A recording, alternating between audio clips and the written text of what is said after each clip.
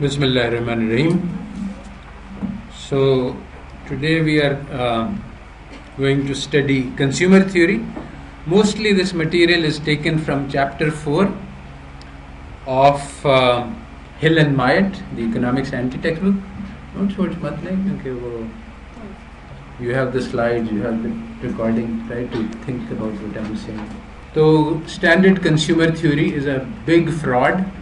Yani it focuses on trivial things and it deceives you into not paying attention to the real issues which arise. So the chapter starts by saying that basically we live in a consumer society in which basically the goal of life is to buy things. How did this happen? Well, in 1920s,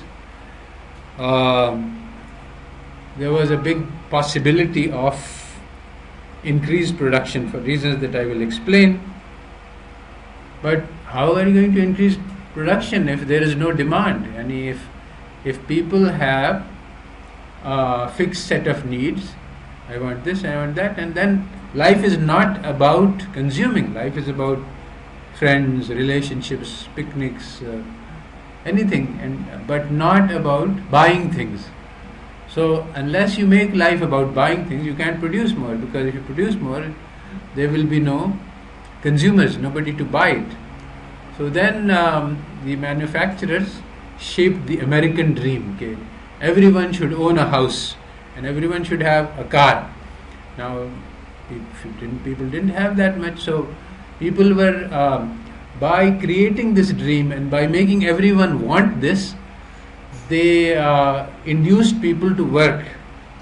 Okay, I have to work to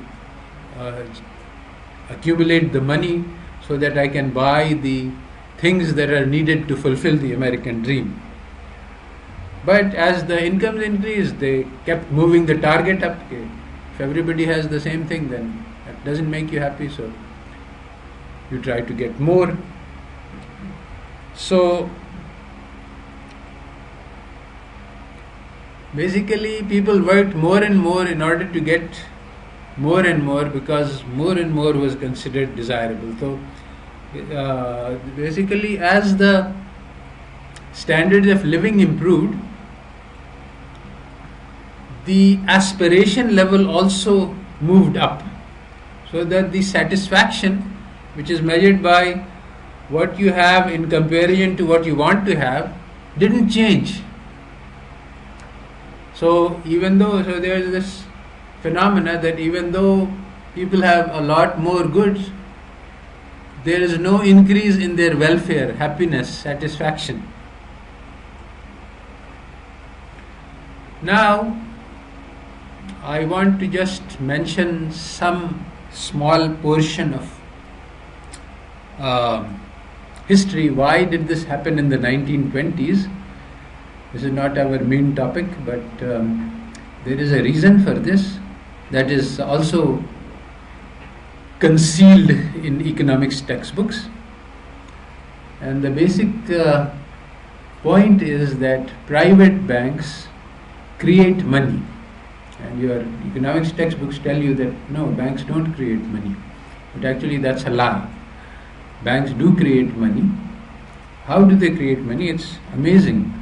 When the bank gives you a loan, it just writes up the entry. So I've given you 1 million rupees. So I open your account and I enter 1 million in it. There is nothing in that account. Now suppose you come and bring me a check. What will happen? I just borrow from the central bank and give it to you. It's always, the game is rigged so that the rate at which you borrow from the central bank is low and the rate at which I lend to you is high, so there is never any problem with this.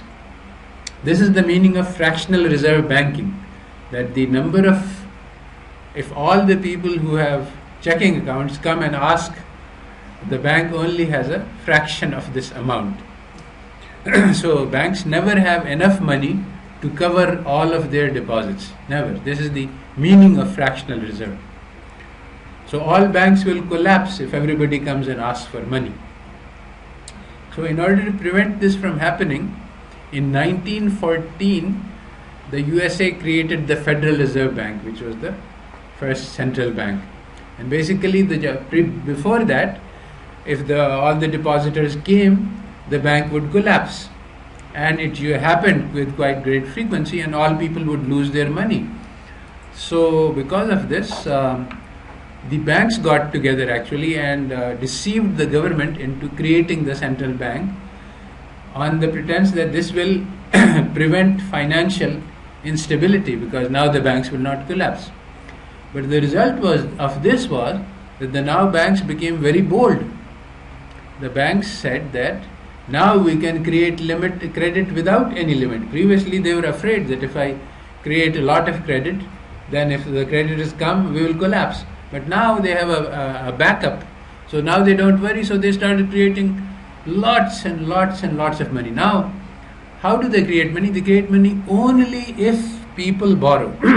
Because when people borrow, then they can create money to lend them. That is called credit creation. And it's only recently, the past few years, that Bank of England acknowledged that what the textbook story says is false, and the truth is that the banks actually do create money. So now, when they started expanding, then they had to think of schemes. How can we get people to borrow? Because actually, first of all, borrowing was considered a bad thing. Just like borrowing is considered a bad thing in Pakistan, in conventional society. Borrowing, especially borrowing to finance something, borrowing is done only when you are very in need, not you borrow because I want to buy a fridge or an AC or something. But so the first thing they did was to remove the social stigma from borrowing. Anybody can borrow. Borrowing is just a normal part of life. And then you can borrow to buy a house, you can borrow to buy a car, installment sales, you can borrow to buy stocks. So huge amounts of money was created. Ultimately, they kept on creating money, and they after exhausting, making installment sales and selling goods, they said, well, this is not enough. Let's get people to gamble. So they started to encourage common people to buy stocks. And when the common people started buying stocks, then the stocks started increasing rapidly. And so more and more demand for credit was created. And ultimately, this was a house of cards, because there was no money to back it up. So when the stock market took a decline, then suddenly huge fortunes were wiped out and the Great Depression happened. So 1914 to 1929 is only 15 years. And in 15 years, this whole process took place. So I have given details of this in other places, so I've just given you a very brief sketch, because this is not related to the topic. But to understand why in 1920s the American dream was manufactured, is because the banks had a lot of money to lend, they could create credit without limit, and they wanted to create buyers. So they created the desire to buy. So there are things called consumption-production chains. You have plantations, sugar plantations in the Caribbean, lots of slaves, a few owners, and they produce sugar. But actually at that time, when the sugar was unknown, nobody knew what sugar tasted like, and therefore nobody missed sugar. So they habituated the workers in England to eating sugar. Now to buy the sugar they have to work, so they worked in their factories to produce clothing, and clothing was desired by the people in the Caribbean. So initially everybody was happy at a lower level of life. Now people in factories are working day and night so that they can produce clothes to sell, so they can get money to buy the sugar that they have been addicted to. Similarly, there are slave plantations where African people are arrested from their homes and brought to work as slaves so that they can produce the sugar, so they can sell to the laborers, so that they can buy clothes, fancy clothes made in England. Same thing happened in China. The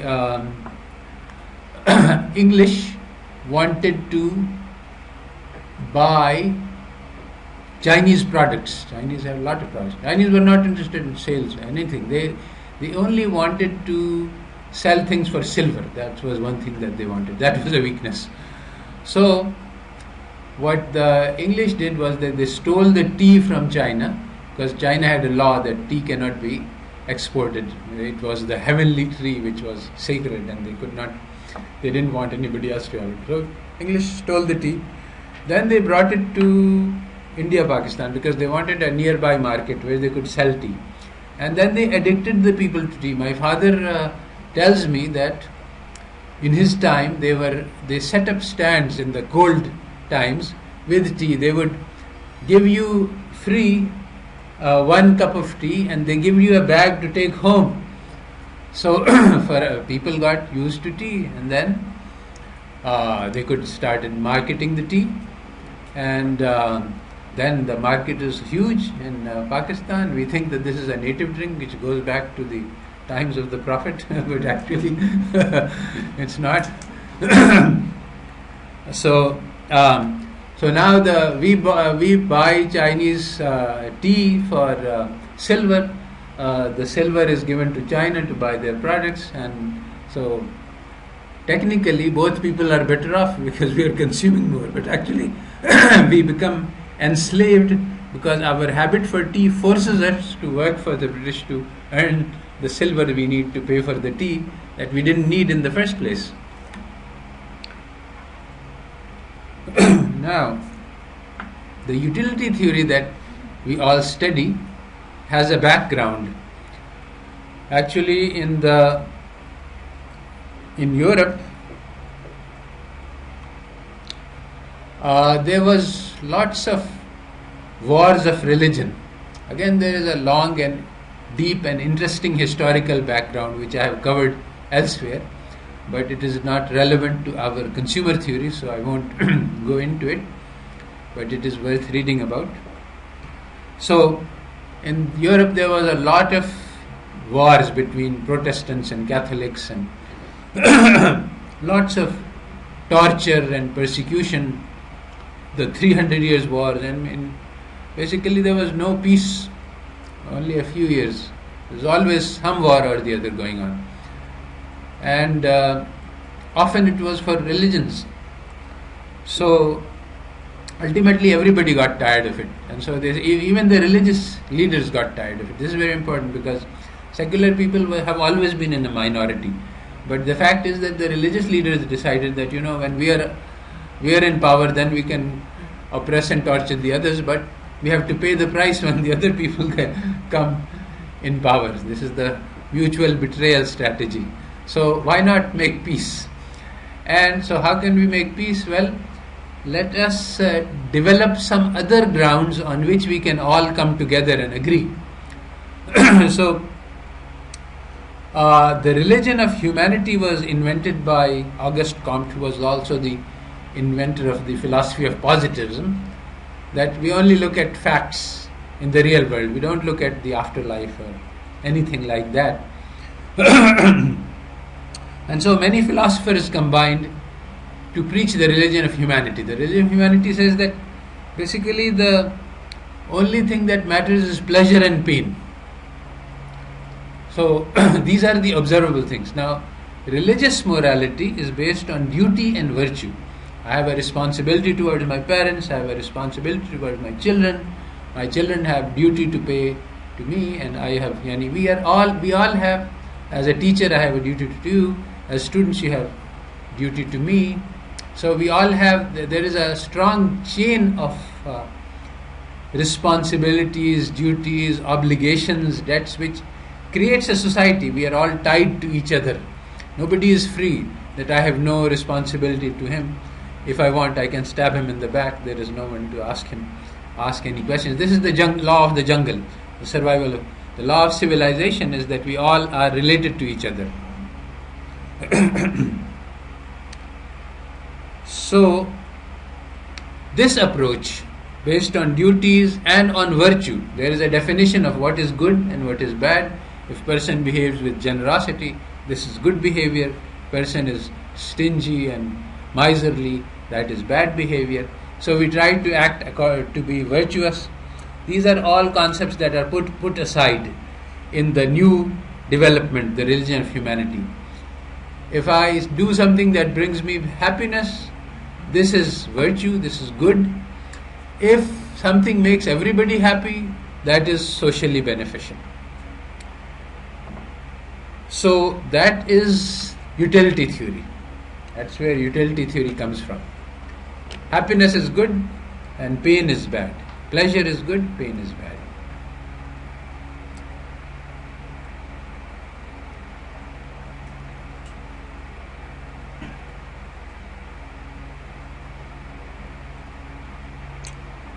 Alright, so now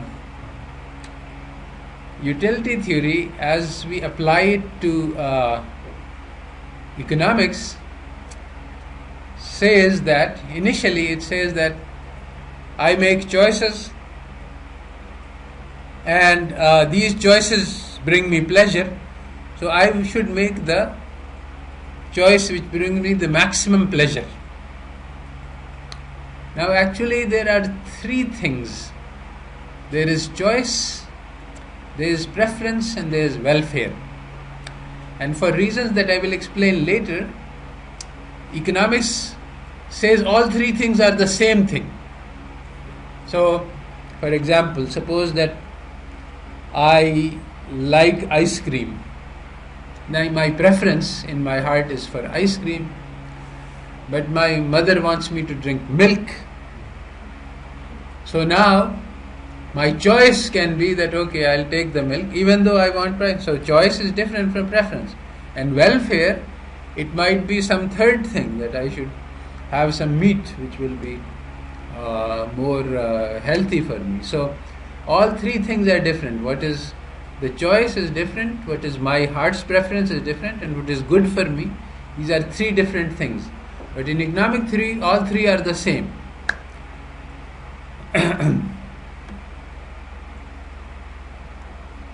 So we look at choice theory. I will explain the reasons why all three became the same later on. But for the moment, we just look at consumer choice theory as it is treated in textbook. As I said, we are looking at an outsider's version. We are looking at meta theory. Why do economics think like that? Why do they make theories like that? So here is the standard textbook theory.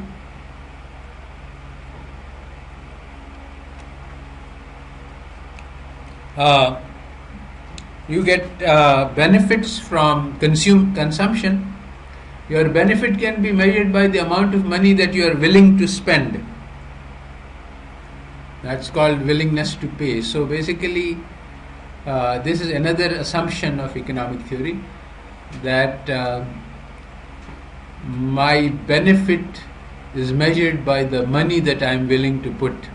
So with this, then all things become comparable, because whatever I want, there is something I want to pay for it. Otherwise, many choices can be incomparable.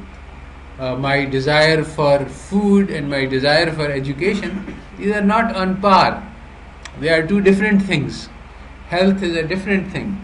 This is actually, today we have the multidimensional approach to poverty, and it says that all things are not the same and you have to take all things separately. Now the standard one-dimensional approach, which economists say, is that you give the poor person money and let him buy whatever he wants. The multidimensional approach says no, because you have to provide him with health and a certain amount, and education and a certain amount, and if you give him money, he may not be able to choose the right amount of both, and actually he needs both. I mean, the person might take the money and spend it on the daughter's wedding and not eat and not educate his children. But that would not be the best thing for him to do. Now, economics automatically assumes that everybody knows what is best for him. That is the idea that welfare equals choice. So since the person knows what is best for him, he will automatically choose the best thing. So we don't need to worry about the multidimensional aspect. But empirical studies of human behavior show that we do need to worry. People don't make the best choices. People don't have the information required to assess what will be best for their welfare. So anyway, this is the basic theory, that your welfare is measured by the amount of money you spend, and there is a cost. If you deduct the cost of buying the pizza from the amount that you are willing to pay, you get the consumer surplus, and the goal of the consumer is to maximize the surplus. This is basically the same theory that you have read, which is maximization of utility. Now, the next step is that the aggregate demand is the sum of all the consumer demands. And so you have a market demand for pizzas, which is just taken by adding up your demand and all of the demands, and you get the market demand, and then you take the market price and you get the consumer surplus triangle, which is the amount that the people are willing to pay, which is above the market price. So that's the welfare that is obtained by the market. So what are the basic lessons from utility theory? That the consumer surplus can be measured in dollars, and the demand curve basically measures the benefit to the consumer. The area under the demand is the welfare. The difference between the willingness to pay and the market price is consumer surplus. If the market price goes down, your surplus increases. If the market price increases, consumer surplus goes down. Now, the second lesson is that every consumer maximizes surplus. And so, all of the consumers together maximize surplus together. And that means that the market provides the best arrangements. And if we interfere with the market, then maximization will be disturbed. So somebody or the other will not be maximizing surplus, so the consumer welfare will go down. Now there is a huge number of assumptions which are buried and not discussed.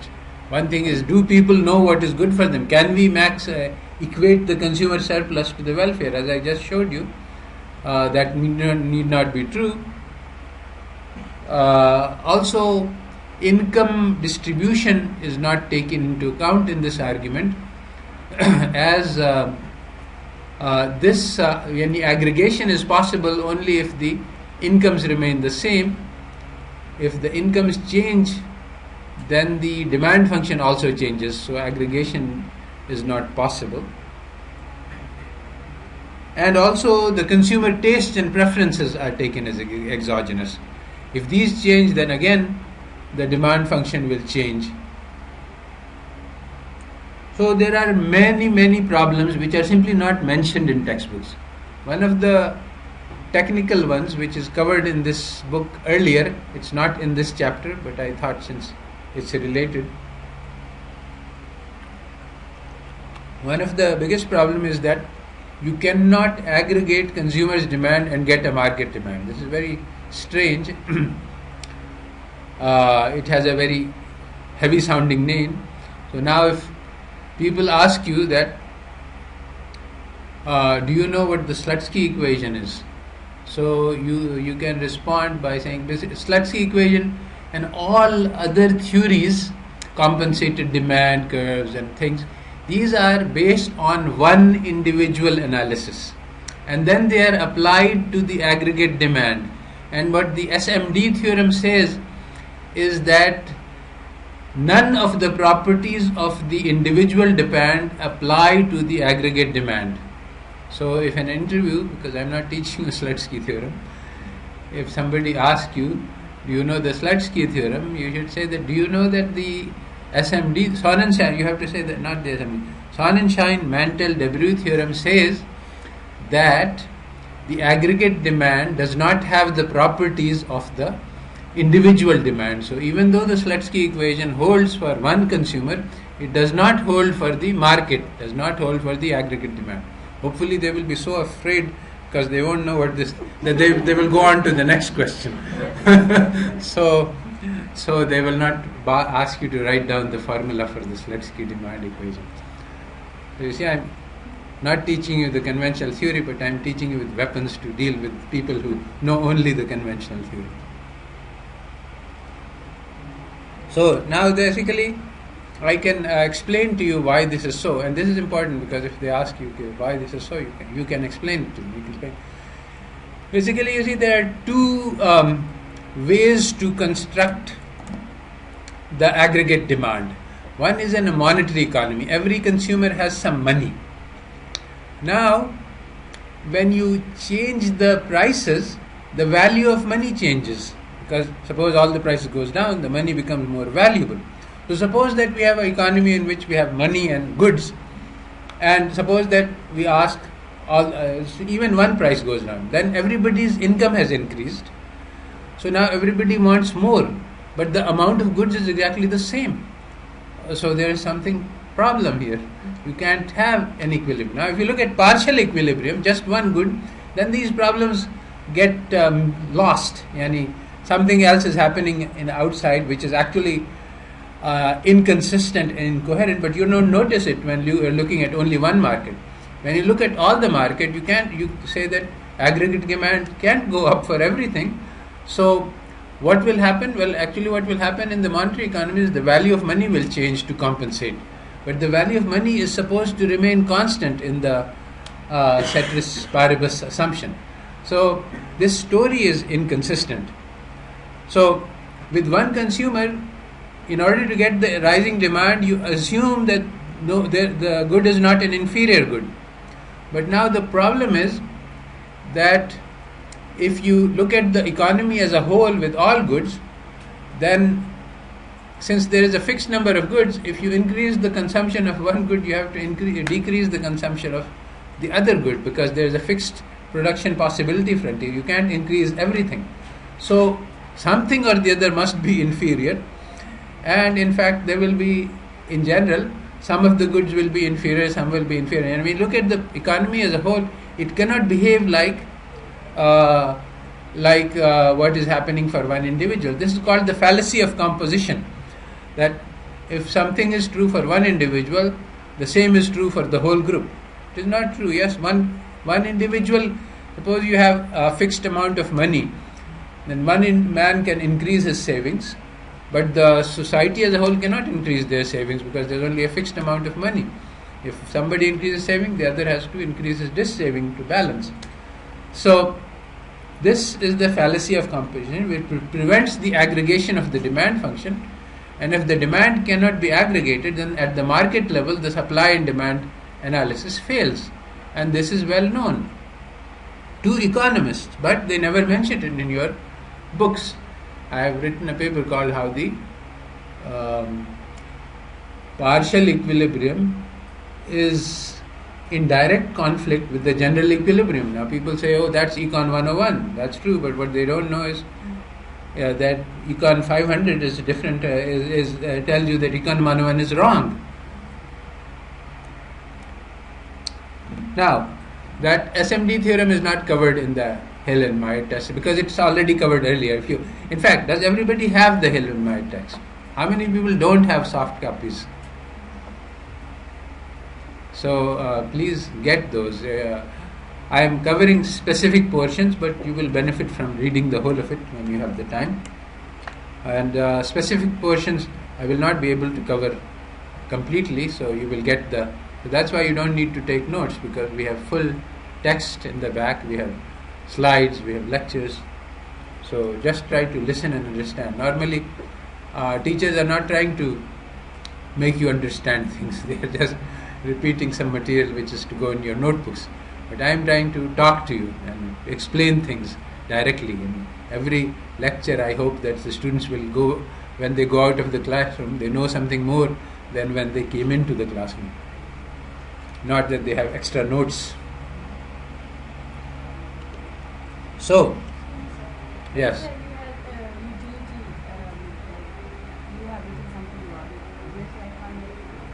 Oh, I have written many things. You can find it in my...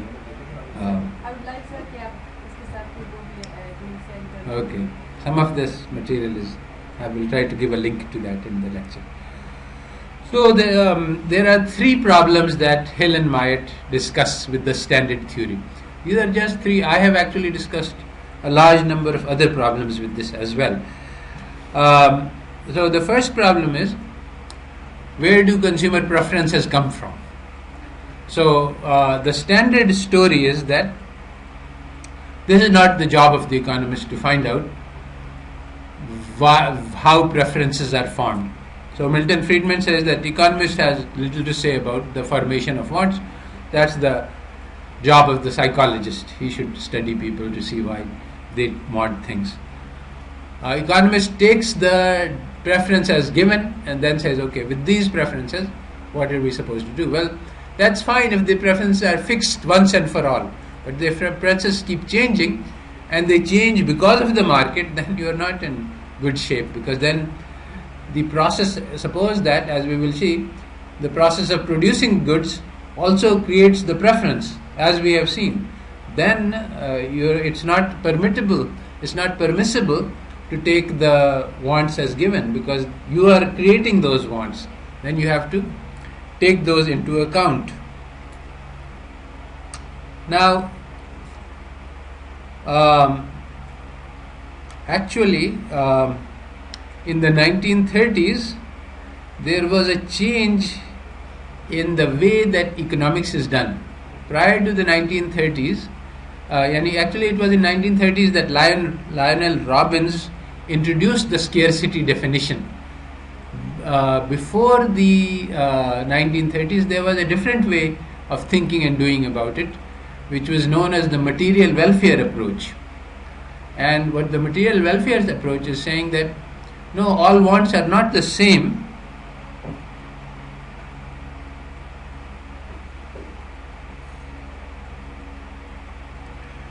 Wants are not the same. Some wants are important, like if you want to give bread to the hungry, this will fulfill their needs.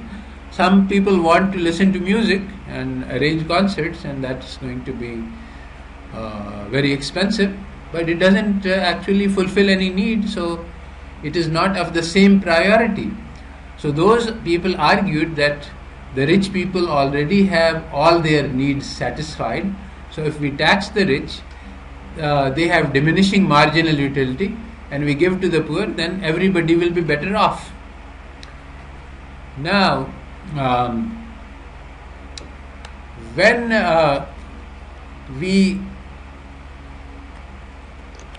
stop asking questions about wants, then we cannot distinguish between a basic need like child needs milk or a luxury like a millionaire wants a Rolls Royce.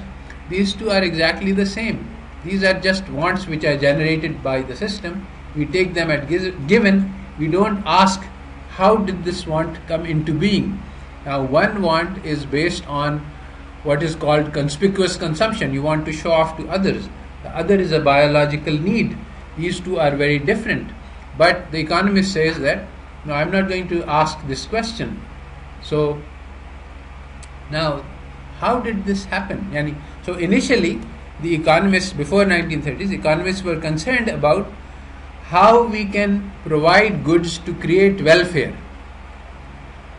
Now, after 1930s, they said the scarcity is the basic problem. People want things and they can't have them. So we don't ask about why people want things. Our job is to just fulfill all the wants, regardless of. So for them, it's the same whether we give milk to the baby or whether we give Rolls Royce to the mother. Actually, according to the standard theory, providing the Rolls Royce to the millionaire is more important than providing milk for babies in poor families, because the demand manifests itself via the income. So if the millionaire has millions which are in the market and money is chasing after the good will be produced. If the poor child has no money, then his demand is invisible. It is not an effective demand according to the. So the market is very good at fulfilling the effective demand and not good at fulfilling ineffective demand. Now, why did this happen? There is a very interesting and important story. Again, I don't have time to tell that story here. I have written that in other articles.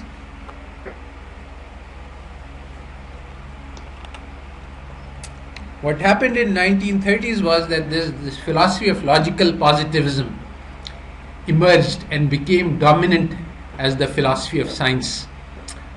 Again, there is a long and complicated and interesting story here, which I will not tell. What happened was that in the Europe there was a battle between science and religion, and basically why this battle arose is also interesting. Science came into Europe. Europe was in the Dark Ages. In 1492 they completed the reconquest of Spain from the Muslims. One thing that is important to understand is that we are talking about historical time that was about 600 or 700 years of Islamic rule. Currently the modern Western civilization is only about 300 years old, so it is not, something that has happened forever. And it's actually on the verge of collapse. I mean, 300 years it has gone from its birth to its death. It's in final throes of its existence. So now, after the reconquest of Spain had a very advanced civilization. They had millions of books of all sorts in the Cordoba library, and there were many other libraries, smaller libraries. So all of these books came into Europe, and suddenly there was the Enlightenment. But actually it took about 200 years for them to absorb this, and all of this knowledge was very strongly in conflict with Catholic teachings, and that is what led to the battle between science and religion. Science being the translations of Arabic literature. For about a century, Arabic language was used in Europe in the universities, because that was the language of higher learning. There was a department of Arabic at Oxford and so on, and many famous scholars learned Arabic.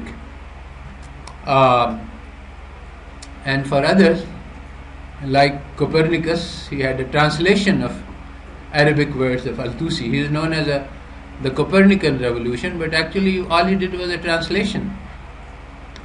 And the interesting thing is that there was a big battle. The church was opposed to this import of heretical ideas from Islam.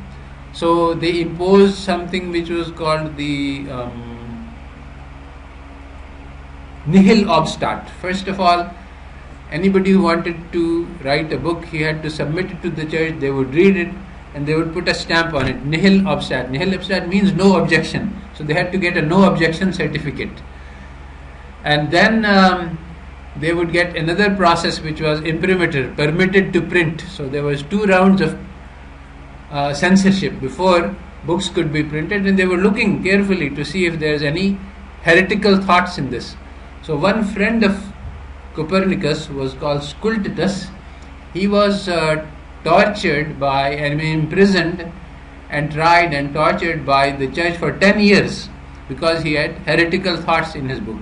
So that's why Copernicus, even if he was an honest man and even wanted to acknowledge, I've copied this from Nasiruddin Al-Tusi, he couldn't, and in fact he didn't publish his book because it was against the church teaching. He was saying that the earth goes around the sun. So actually he wrote his book, but he never published it. When he was dying, he said that, okay, I have written this, and on his deathbed he gave it, and in the preface he makes very lavish praise of the Pope. He is the light of the heavens and the earth, and so on, and this and that, so that maybe it would fly. Yes. So he wasn't really a revolutionary. So anyway, the point being that because there was a big battle between science and religion, so the scientists actually won that battle in Europe, but they became very bitter against religion. And so there was this project launched to prove that science is the only valid source of knowledge, and religion always leads to wrong. Now, religion is nothing but superstition.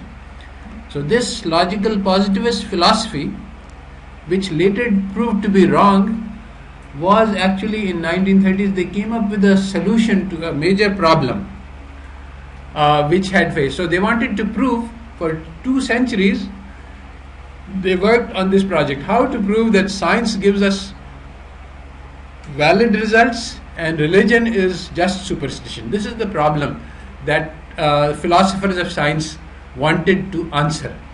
Now, how to answer this? Well, there is one obvious answer, that science deals with this world, religion deals with the other world. So other world doesn't exist, we don't know about it. This world we can touch and see. So this was, but for 2 centuries they could not make this precise. Why? Because science also deals with unseen things like electrons, gravity, and hundreds of other things which cannot be seen. So they wanted to say, well, science deals with this world, but they said, what about electrons? What about gravity? That's unseen. So in 1930s, they came up with a solution to this problem of how to handle unobservables. They said, what we can do is we can do a translation. This was the basic strategy of the positivists. Take every unobservable and translate it into an observable thing. So you take preference, which is in your heart, and you translate it to choice, which you can see. You take gravity, which is unseen, and you translate it to the motion of the planets, which you can see. You say that gravity just means that planets have elliptical orbits, which we can see. Gravity we can't see. So, just like that, electron, don't use the word electron, use the implication. What does it imply in terms of observables for the existence of electrons? So, this was their strategy. Now, the thing is that this failed. Later on, it was discovered that you cannot make this substitution. But everybody was very excited because they had proven this thing that they had been trying for 2 centuries to prove. So they jumped on the philosophy and they said, okay, this is true. There are some little problems, we will solve them. Eventually those little problems didn't get solved, and eventually logical positivism collapsed, and everybody agreed that logical positivism was dead. But still it was so appealing to the hearts that it's still, people continue to believe it. There was a recent survey, and economists continue to believe that logical positivism, the main ideas of it, are still valid, even though it has been proven wrong. So this had a lot of implications on the whole body of Western knowledge. Social science especially has been distorted by this. So probability theory, nobody can understand. Why? Because probability is about unobservables. Probability is about when you flip a coin, it comes up heads, but it could have come up tails. Now this is unobservable. So that's why the frequency theory was invented, that at least you can flip the coin a long number of times and you can watch the proportions. So that's observable. Now everybody knows that that's not what probability is. When I flip a coin and I decide that, okay, our team will win or your team will win, it is just this one flip that determines the probability. It is not that I'm going to flip thousands of times. Nobody can flip the coin thousands of times, and very strange things happen when you actually do. But it is the unobservable event, what might happen, that influences things. Now logical positivists said that what might happen is not observable. So even in psychology, a school of thought came into existence which is called behavioral psychology. So people said that this man is afraid. No, that's a state of the heart. We want to ask, his hands are trembling, he's shaking. This is the meaning. So behavior, we look at observable behavior instead of unobservable feelings. So again, this was a very strange theory which eventually got rejected, and people realized that there are internal states of mind and feeling. But even now actually they are just recovering from this positivist poison. In all of the social sciences there is massive problems because, and economists still don't believe in the unobservable. So they don't know what is in the hearts of men, and they believe that scientific theory should not involve what is in the hearts of men. And in my paper, which you keep asking about, I have shown that in very simple decisions you have to take into account revenge, you have to take into account gratitude, you have to take into account envy. All of these things make a difference on human decisions. It's not just greed. So now, what were the effects on economics? Well, choices are observable, preference and welfare is not. So according to the positivist theory, choice is preference and preference is welfare, because you take the unobservable and you replace it by the observable. Now again, a crucial distinction for us in real life is needs versus wants. As an economist, as an Islamic economist, as a human being, what I would say is that it is our job to fulfill the important needs, to try to fulfill the health and the educational needs and the food and the housing. Not all needs. I don't want to produce Rolls Royces and other things which are luxury goods or harmful goods like tobacco. So the economist says, no, those are just normative judgments.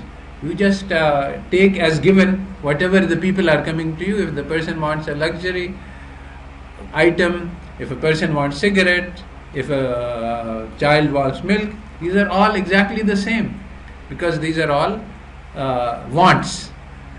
So economics denies this difference, and there is no such thing as human welfare. If somebody chooses to buy a Rolls Royce, then his welfare increases, and if somebody is buying bread, his welfare also increases. You can't compare. There is no interpersonal comparison of utilities.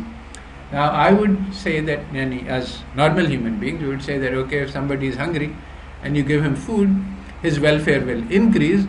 If somebody is satiated and you give him ice cream, his welfare he will also be made happier, but maybe his welfare does not increase. Maybe he is breaking his diet, and maybe his welfare might go down actually, although he might become happier. But the economist is not allowed to make such statements. And the effect, this is the effect of positivism, that the unobservable is not, even though we can actually observe these things. But so H&M have three criticisms of the standard theory. They say that preferences can change, and they say that people don't have full information, and they say that people act in a society, in the social context. It is not, there is something which is called methodological individualism, which is one of the principles of economics, that you just look at individual behavior and then you add it up to get social behavior. Again, this is a fallacy of composition. What happens in a society is different from the sum, basically the sum of the parts. Let's suppose that we say that let every individual optimize on the road, and they can choose to go on the right side or the left side. Well, if everyone is an individual, then maybe that's okay, but the society as a whole has to make a rule that everybody will drive on the right side, otherwise there will be too many accidents. So the rule which is valid for society is not the same as the rules which work for one individual.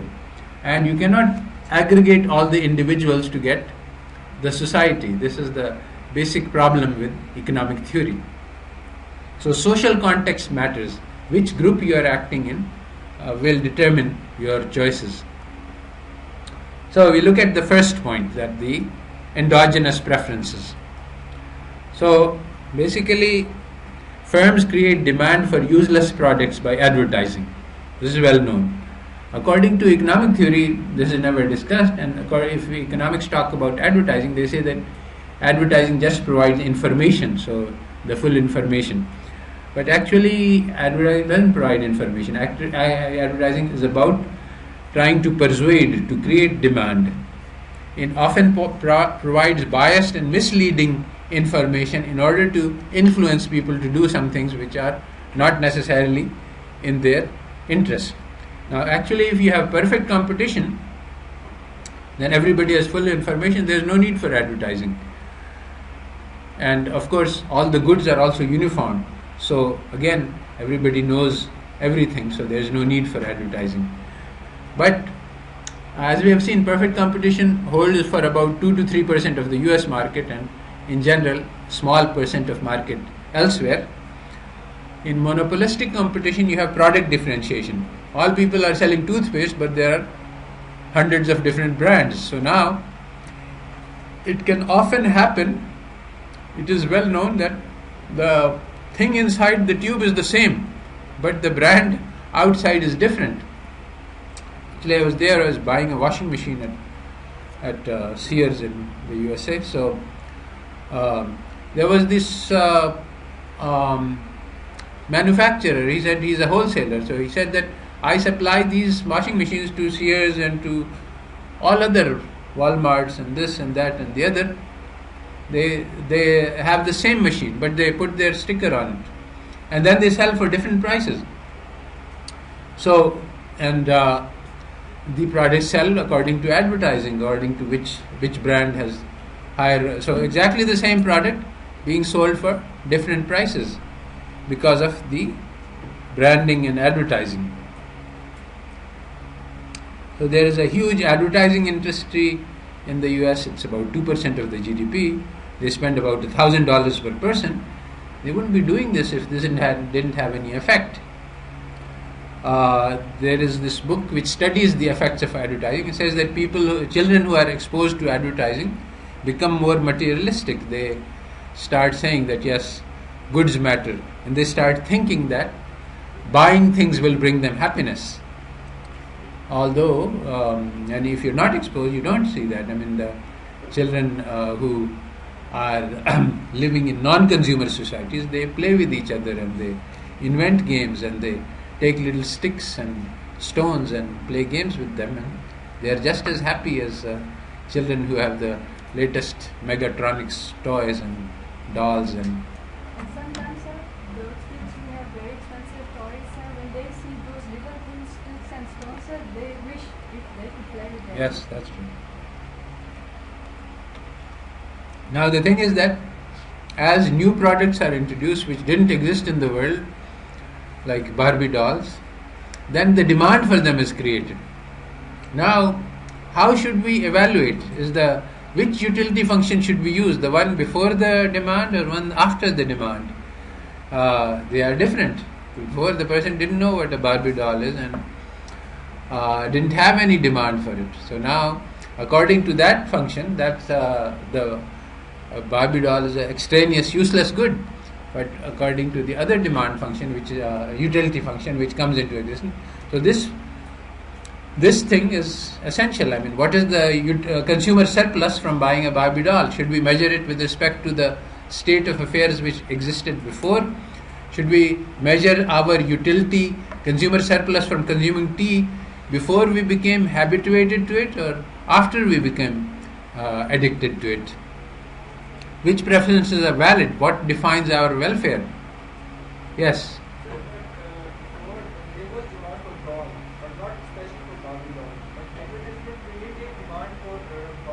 Yes, the differentiated product, yes. So, I mean, the Barbie doll sells for $25. The same exact product can be produced for $4. Yes. Very good. You see, this is exactly the effect of corporate propaganda, that they want to justify their existence, and there is lots of arguments that they make like this which are spread widely, and this is exactly part of the advertising, the justification. Otherwise, if people said that, look, there should be only one toothpaste, the government should tell us that, find what is the best formula and force everybody. And actually they have done that in some places. They have got the plain wrap or the generic good. So there's cornflakes in plain box and no branding and cheap price. And similarly, every product can be produced at a cheap price and sold in a standardized way. So now the corporations say, no, people enjoy making choices and they should have a variety. So where is this variety? It's exactly the same toothpaste, but the brand, the sticker is on it. So people have a variety of choices. So they are being fooled into thinking that they have a variety of choices, and they go along with this. Now another problem is with the changing utility function is that there is something which is called time inconsistency of preference. That is, I want to do something now, but I will want to do something later. So the most famous example of the time inconsistency is the story of Ulysses. He was passing through this area where there were these sirens, yes. They sing a song, and the song is very attractive, and so people go towards them, and then they are smashed on the rocks, or something else happens. I don't remember what. So he knew that they were coming up, and he had to pass by close to them. So he put the wax in the ears of all his sailors so they wouldn't listen. But he wanted to listen, but he knew that if I listen to it, then I will order my sailors to go sail towards there, and then we will crash and die. So he said that, okay, what you do is you tie me to this mast, and don't listen to whatever I say. I will say that release me and do this and that, but just, and of course they couldn't even listen because their ears were. So he listened, and at that time he screamed and said, I want to go and I want to listen to this song, but so he passed through. So basically he knew that his preference would change and would become harmful to him. So he prevented this later preference from becoming active. This is not this is of course a fairy story, but in reality it happens very often. Today I want to eat that cake, but maybe I have diabetes, and so my desire for today is in conflict with my health for tomorrow. Today I don't want to exercise, but I know that long-term health depends on it. So today I want to spend money. I don't want to save it, but my pension depends on my saving regularly. And in all of these cases, we find that consumers are making unwise choices. You can prove it. You can study that people don't save enough for their pension, and then when they're old, they regret it. They say that, oh, I should have saved some more money. But at the time that you're young, you don't imagine that you will grow very old, so you say that, okay, let's spend it all. We will take care of it when we get there. But at that time, it's too late. Same thing is true about Akhirat. And people say, oh, जब वहाँ पहुँचेंगे तब देख ली जाएगी. तो उस वक्त फिर वो देख ली जाएगी. तो फिर अल्लाह ताला says के people will ask me, oh Allah Ta'ala, now I understand, please send me back, now I will behave properly. But at that time there is no going back. So at the time when it is possible to do good deeds and make your akhirah, you say, oh, I have plenty of time. I can do all of that when I'm older and I don't have the youth to enjoy. So basically what the Hill and Myatt says that the textbooks engage the students in trivialities like calculating consumer surplus, and they don't discuss the real issues that arise with the utility theory. Economists want to satisfy all wants regardless of origins, but we need to consider the origin of the wants. And what Galbraith says is that the corporations sell by increasing wants. They use advertising, and what does advertising do? It makes people unhappy with what they have so that they want to buy more. And that is what leads to scarcity. If we instead use the Islamic principle of qanaat, being content with what you have, and that's what Islam says, that richness is the contentment of the heart, then there will be no scarcity. And the basic issue is to distinguish between needs and wants. Islam strongly encourages you should go out, work, and fulfill your needs. Not only just basic needs for survival. Islam says, no, have a comfortable existence. Buy good clothes. So Islam is about moderation. It's not about you should live at the minimum possible level of existence, but you should live at comfortably, but don't do israf. So the Islamic theory of consumer behavior is very simple. Kulu washrabu wala tusrifu. Eat, drink, don't worry, but don't waste. Now, economic theory says no, eat, drink to excess and waste and throw away. And now the problem is, the issue is that if you just worry about needs, then there is no scarcity. People have done the calculations. Contrary to what Malthus said, the food supply per capita has been increasing over the past century. So it's not that there is less food, there is more food. Furthermore, the amount of money spent on the Iraq war was enough to feed all of the planet and provide health and education and basic needs. So money is there to provide. So there is no scarcity. But if you say that no, we want to fulfill all the wants, then of course there will be scarcity. So if you distinguish between needs and wants, then there is no scarcity. But if you say no, all the wants and the needs, they are all the same, then there is infinite scarcity. You can never fulfill all the wants.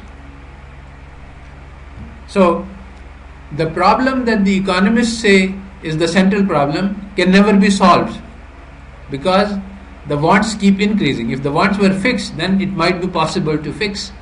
But as you satisfy wants, more wants come into existence. So basically what they have said is the problem, a fundamental problem, is an impossible problem to solve. The hadith says that if you give man a valley of gold, he will want another one. And this is also empirically true. People have tested and find out only the dust of the grave will fill the belly of man.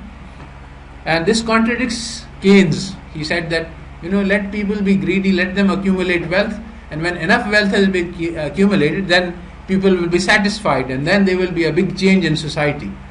But it didn't happen, and actually Samuelson expressed his disappointment that we thought that the amount of wealth available in West has doubled, tripled, quintupled, but it has had no effect on the level of satisfaction. We already have enough wealth to satisfy the needs of anyone, and we will never have enough to satisfy the wants of anyone. But the idea that the economist had, that Keynes had, is that let people be greedy. This will lead to the accumulation of wealth, which will lead to the end of scarcity. This is simply a wrong idea. The Islamic solution to the economic problem is to encourage consumption of needs and for reasonable levels of comfort, but discourage consumption beyond that level. This is called israf and tabzir, and even in the Quran it is written that those people who follow their hawa, their idle desire, which is basically wants which have no basis, biological basis, they will be condemned to the hellfire. So we should consume in moderation, and anything. So once you consume in moderation, then you have something which economists don't consider, which will be satiation. That once your needs are fulfilled, then you have excess. Then with the excess you should spend on the needs of the others, because they have priority over your wants. Today exactly the lesson that the economists teach is that no, your wants have priority over the needs of others. Actually there's liberal philosophy, Nozick is a philosopher, he has said something like this, that your property is your right, and even if there is a hungry woman starving at the gates of the millionaire and he is feeding his dogs, he has no obligation to feed her, because it's all his property and he can do with it what he wants, and his desire is the sovereign, is the supreme. So this is the mentality which is created by economic theory, that you have to maximize your utility, you don't care anything about others. And in fact this is un-Islamic. So advertising targeted at children shapes minds of the children, and children cannot distinguish between reality and fantasy. So in Quebec, Sweden and Norway, they all have banned advertising directed at children under the age of 12. And in other countries like USA and Canada, there are people who are campaigning, but the power of the corporations is too strong. So when they make laws, the corporations defeat these laws. So the studies have been done that the Quebec ban has reduced junk food eaten by children, because children are not attracted to the junk food if it's not advertised widely.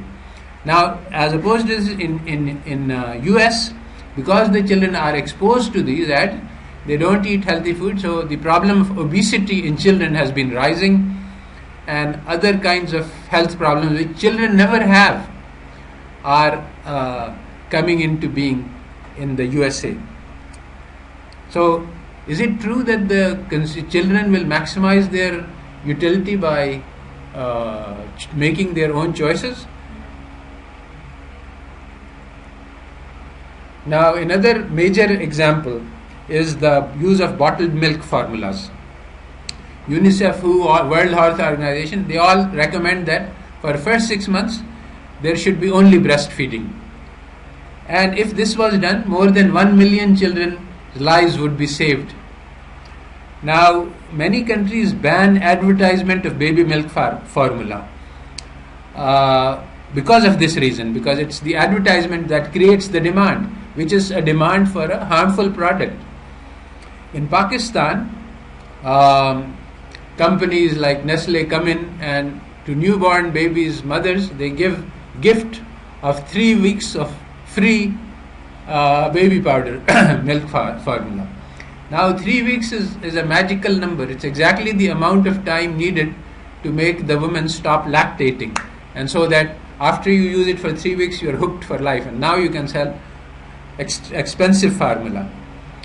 About 33% only of children are exclusively breastfed. Why? I mean, when 100% should be, 60% are not being breastfed globally. Why? Because of the power of corporations in selling their product. They want to sell their products. It doesn't matter if children die as a result. In Pakistan, thousands of children die due to this milk formula powder. I mean, it should be completely banned. Why? Because actually, you see, in the US and Canada, at least, they have better hygiene. In Pakistan, water is contaminated, hygiene and sanitation is bad, there is no natural immunities, do not develop, and there is more disease. There is no antibiotics in the baby formula, but there are in mother's milk. And also the milk is too expensive for the target audience, so they buy too little. My wife, who's a pediatrician, once served a child came in at I don't know, it was about 1 year old, but it was only 3 months in development. So she asked the mother what she did, and everything seemed to be okay. And she asked, how much powder do you put in? So she said, oh, I just put in 1 teaspoon. So, because that's all I can afford. So, you need to put, people can't afford, and then you're supposed to throw away the formula after every use, because it will become attract germs. But if you are poor, then you say, why throw away good milk? So you feed them the germ infected formula. So basically thousands of children in Pakistan died due to use birth formula. So this, how much, so are the mothers maximizing utility? What is the consumer surplus that we can calculate? Can we draw the curve of the demand and find out the consumer surplus? What nonsense. Studies of wasteful consumption. And there's an Australian study which shows that people buy things and never use them. They remain in their original packet, and there's millions of dollars every year spent. So this is just the effect of what is called impulse buying and advertising. People say, oh yes, let me have this, and they have no use for it. So they buy it and they keep it, and they throw it away. It never comes out of the package. There's mountains of food which is thrown away because of this israf. We have a student organization which takes the excess food from restaurants and feeds the people in Muslim colony. Malnutrition in Pakistan is not, it's partly due to lack of income, but also due, and I don't know what the percentage is, but it's pretty substantial, my wife pediatrician sees many families who have enough money to feed their children, but the children are malnourished. Why? Because they are eating chips and juice, which is very expensive, 10 rupees for a packet of juice. You can buy in the same amount of money an egg which will provide a lot more nutrition. So basically bad nutritional choices, because the products which are healthy are not advertised and the products which are unhealthy are being advertised. So currently people are making worldwide efforts to combat the aggressive marketing of baby milk, but this requires a lot of efforts. We need to ban advertising, we need to ban gifts of milk, we need to have good laws about maternity so that women can get leave, so that because if they have to go to the job, then the bottle becomes the only solution. There are some hospital rules that mothers are trained in these things, and they are given information that they don't have. Now, in the USA and UK, the corporations are powerful, and so 25% of the babies are breastfed, 75% of them are bottle fed. Still, they are healthier over there, so they don't have as much problem as in Pakistan, where you have contaminated water and poor. In Philippines, on the other hand, 16,000 children die every year, according to and this number is increasing because the marketing of baby formula is increasing because it is a status symbol. So this is not compatible with the assumption of full information. If the mothers knew the product and its effects, then they would not purchase. But the idea of full information that we assume in the textbooks is not valid. There is also asymmetric information. Asymmetric means that somebody knows something, but the corporation knows the characteristics of its product, but it doesn't share it with the patient. So, for example, lots of fraud drugs are manufactured, drugs which are known to be harmful, drugs which are known to have no effects. One of the most famous examples is the Prozac, which is an antidepressant. It has a side effect that it makes people commit suicide, a rare side effect, doesn't happen often, but this side effect was known to the company in trials. They suppressed these trials, and it has no effect on depression, but it has marketed this and made billions of profits. The drug companies create problems which can be treated by drugs. Like the diagnosis of depression has become very common since the antidepressant drugs have been available, and basically actually the drug companies go to the doctors and they say that we have this powerful drug, please, and they tell the doctor these are the symptoms. If the patient comes in and he's looking sad, you say that you are depressed and you give him this drug, and of course people are sad some of the time.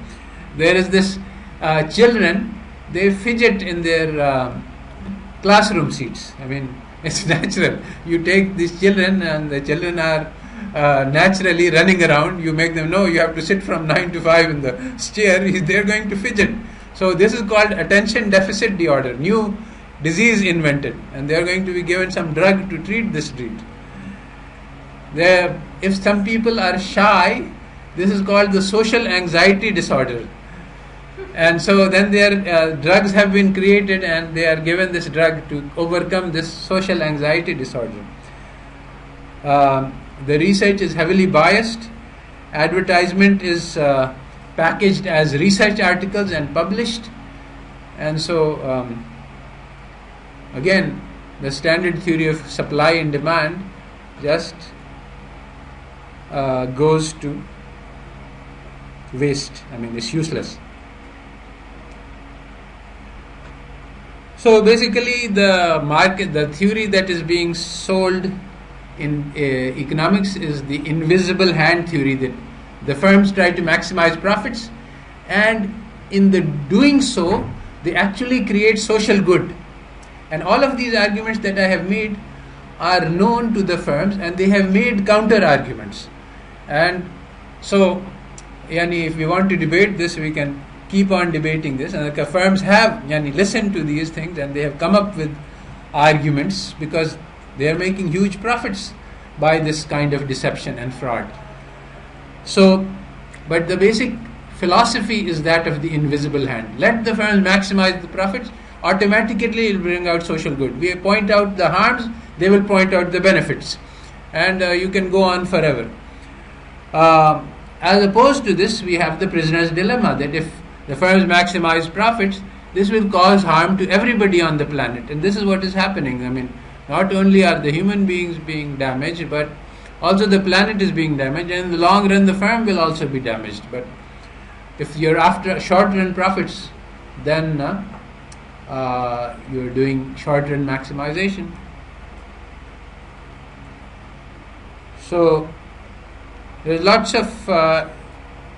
of empirical evidence which shows that firms cheat customers and on large scale. Like the famous example is Ford Pinto. They found that there was a manufacturing defect, and if there was a rear end collision, the gas tank would explode and kill the driver. So they made their calculations that if we let this car go, 700 people will die in the first year, but it will take a while for people to understand that there is a defect, and by the time they sue us, the value of the cars will depreciate, and so we will end up paying so many $1 billion in lawsuits, so many $1 million. But if we recall the car now and we fix it, it will cost us a lot more. So they said, okay, let's kill 700 people for profit. Just like Nestle organization, it's selling baby milk, and they know that this will cause the deaths of 1 million children. Okay, but this will bring us so many $1 million of profit, so let it be. Asymmetric information. The firms knows education is a major example where I can sell cheap degrees. The students don't know about the quality of information. Education, it's very hard to find out.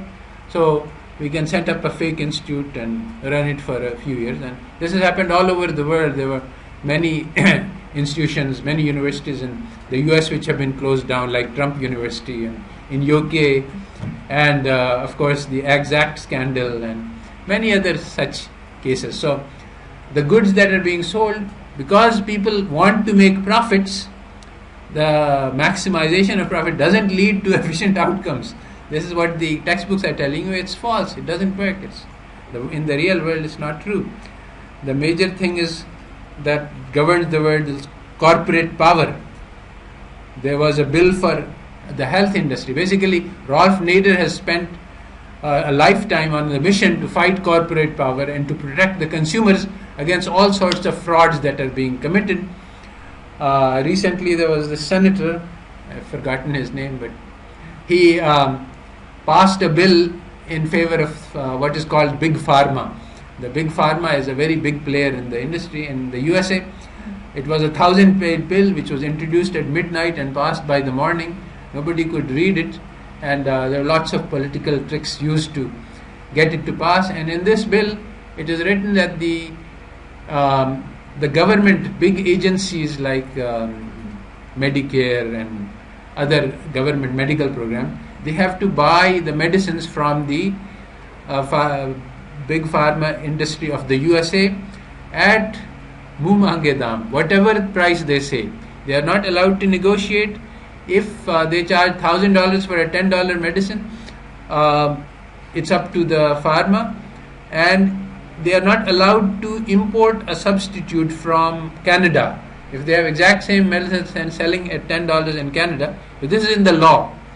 After he had this law passed, then he resigned from Senate and he joined the pharmaceutical industry at millions of dollars. But of course, they are all very honest people in the USA. There is no corruption there. Actually, any people were asked that, isn't this a corrupt act? He said, no, I did everything honestly. What's harm? I passed a bill that I think was good, and then I resigned from my job and I took a better job. Everything is good. More recently, there is a corporation which is charging, every year they have raised the price of this essential medicine for life.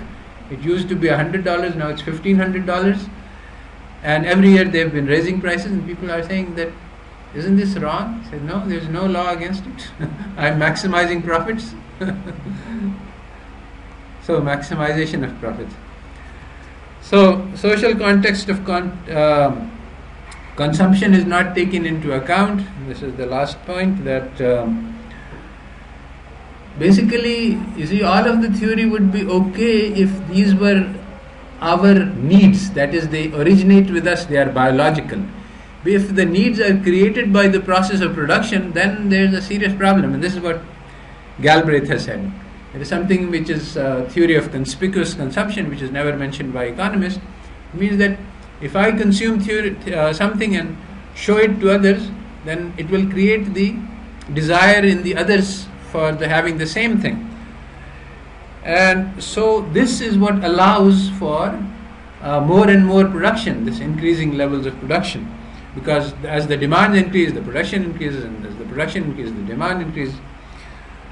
Actually, Islam is a very good solution for that. There are some ayat which say that to the poor people that you should not envy people who have more than you, and commands to the rich people that do not flaunt your riches. You are not permitted to show other people that you have more, and that is actually haram to consume something in order to show others.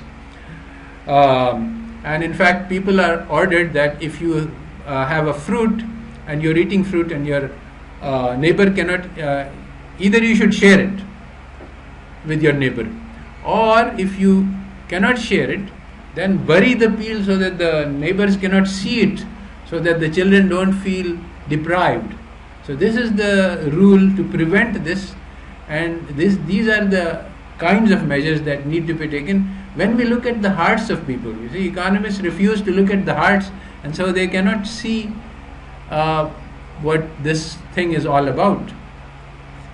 There is this famous Easterlin paradox, which shows exactly this phenomena, that even though so this is the cross section effect. There is widely different on the horizontal scale. We have income. So USA has highest GDP per capita by a lot. Nigeria is one of the poorest countries. But if you look at the happiness, which is measured in surveys, how happy are you with your life? And there's the standard scale from 1 to 10, very happy, extremely happy, and so on.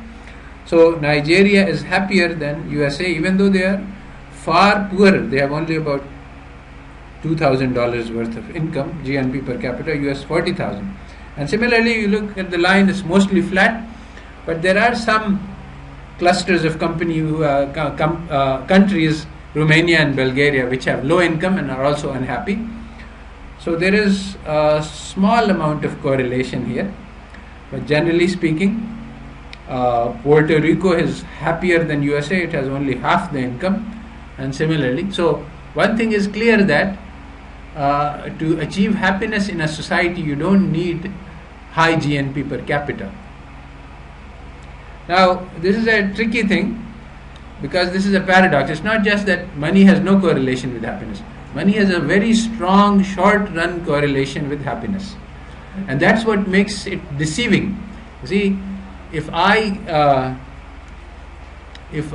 double my income, I will become very happy. If any single person doubles his income, that person will become very happy. So for every person, again, this is a fallacy of comparison. He thinks that if I double my income, then I will become happier, and he is right. But suppose that my income remains the same and everybody else's income doubles, then what will happen? I will become very unhappy, right?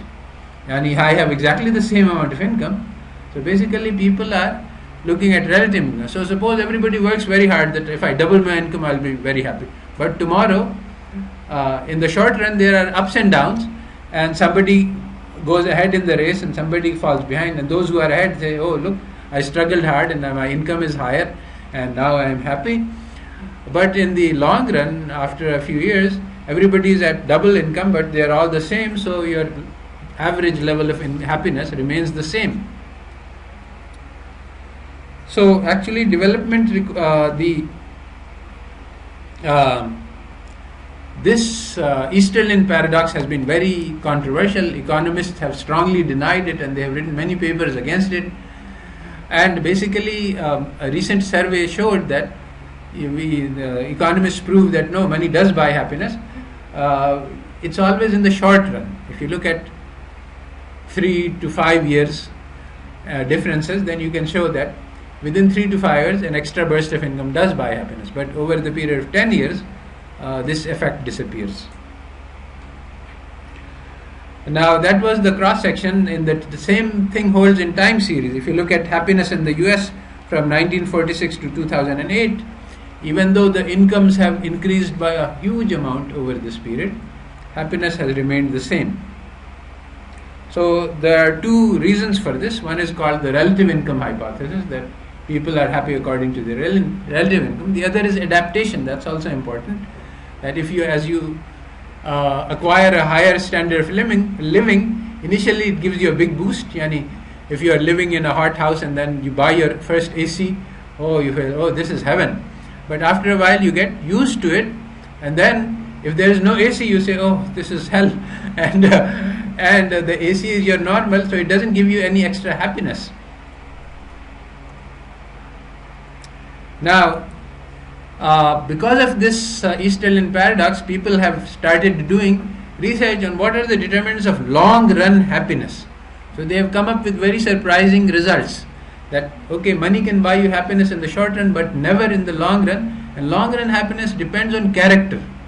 There is the old ancient lessons that if you have inner strength, if you have generosity, if you have compassion, if you have a social network, relationships, these are the things which, and with these things you can be happy even if you have no material possession. You just think that there is a rich millionaire, he has all the goods in the world, but everybody hates him, including his wife and children, which is actually common, because he doesn't have any time for his wife and children. He spent all his life making money. Surveys of millionaires show that, and the children hated them. So the people ask, why you hate them? He gave you an airplane, he gave you a private plane. The child says, I just wanted time from him and I never got it. So you think he is happy, or the old man who is living in a thatched hut, and when it rains he gets wet, and sometimes he eats, sometimes he doesn't eat, but everybody in the village loves and respects him. So who is going to be happier? It's obvious.